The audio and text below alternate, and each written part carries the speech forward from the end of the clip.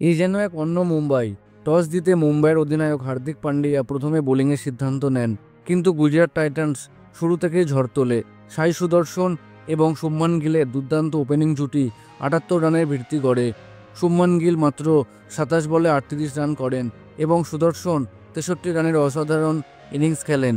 এরপর জশ বাটলারও দলকে ৩৯ রান দিয়ে বড় স্কোর করতে সাহায্য করেন, তবে মিডল অর্ডারে তেমন কেউই বিশেষ অবদান রাখতে পারেননি। শেষ পর্যন্ত ২০ ওভারে গুজরাটের সংগ্রহ ছিল ১৯৬ রান। তারা করতে নেমে মুম্বাই ইন্ডিয়ান্সের শুরুটা ছিল একেবারেই হতাশাজনক। রোহিত শর্মা মাত্র ৮ রানে এবং রায়ান রিকেলটন ৬ রানে আউট হয়। ৩৫ রানে ২ উইকেট হারানোর পর তিলক বর্মা ও সূর্যকুমার যাদব দলকে ধরে রাখার চেষ্টা করেন। তিলক বর্মা ৩৯ রান ও সূর্যকুমার যাদব ৪৮ রানে ফিরে গেলে আর কেউই তেমন কিছু করতে পারেননি।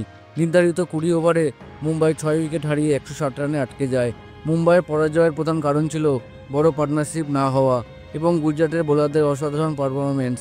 মোহাম্মদ সিরাজ ও প্রসিদ্ধ কৃষ্ণ দারুণভাবে বল করেছেন। দুজনেই ২টি করে উইকেট নিয়েছে। গুজরাট টাইটান্সের জয়ের মাধ্যমে আত্মবিশ্বাস ফিরে পেয়েছে এবং মুম্বাই ইন্ডিয়ান্স আরও চাপে পড়ে গেল এই টুর্নামেন্টে। এই ম্যাচ নিয়ে আপনার কি মতামত? গুজরাটের পারফরমেন্স কতটা ভালো ছিল, আর মুম্বাইয়ের ফর্ম নিয়ে আপনার মতামত কি কমেন্টে জানান। ভিডিওটি ভালো লাগলে লাইক দিন, শেয়ার করুন এবং আমাদের চ্যানেল বং স্পোর্টস টাকাকে সাবস্ক্রাইব করতে ভুলবেন না। পরবর্তী ভিডিওতে আবারও দেখা হবে।